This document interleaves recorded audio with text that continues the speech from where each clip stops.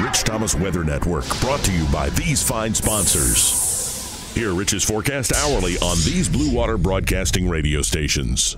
Hey, good morning, everybody. On this Thursday morning, it is the 17th day of May. Is it the 17th? Yes, 17th, and at 3:49 in the morning.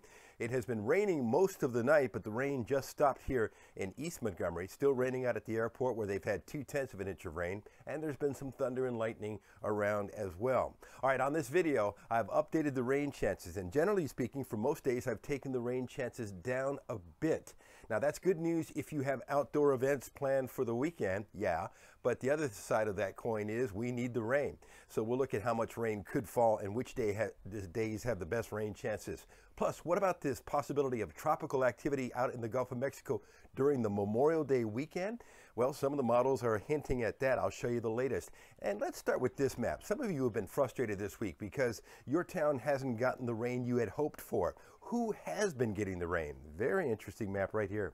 So this map shows who's been getting the rain over the last 2 or 3 days. Notice some good rains, eastern and southeastern Alabama, and some good rains in western Alabama. But you see that patch in the middle? If you live in one of those towns there in the middle, you've been saying, well, where is all the rain? Well, now you know. It's been around, but it is random in nature. This is the overnight hours as I make this. This is a good cluster of showers covering central Alabama. Again, and that's been happening most of the night overnight. This is future radar as we go through the day today, in the afternoon, and into the evening hours tonight. There'll be some good showers and thunderstorms around. Good luck on your town's rain chances because it'll be random in nature with scattered showers and thunderstorms and a high temperature today in the middle 80s. Very humid again. Tonight's low 67. Light westerly winds 4 to 8 miles per hour.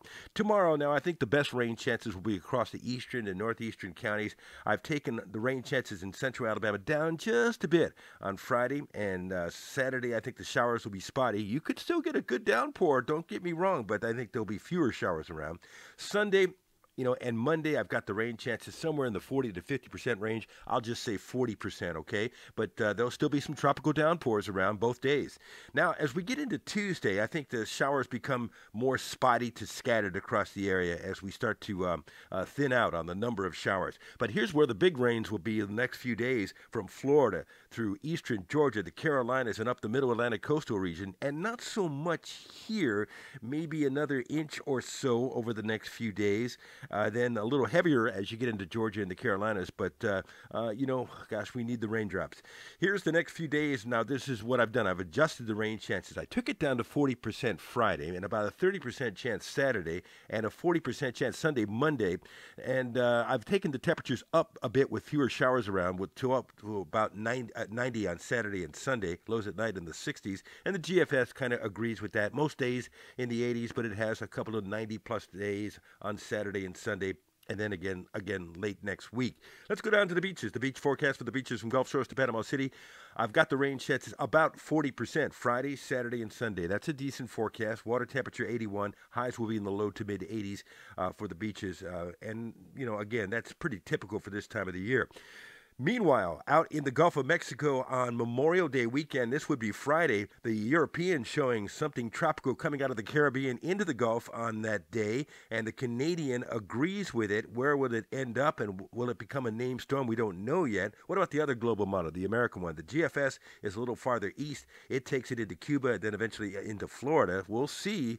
We'll keep an eye on it for you. Meanwhile, the pollen has been a little lower today with clouds and showers, and then it starts to increase a little bit Friday, Saturday, and Sunday. Your pollen outlook.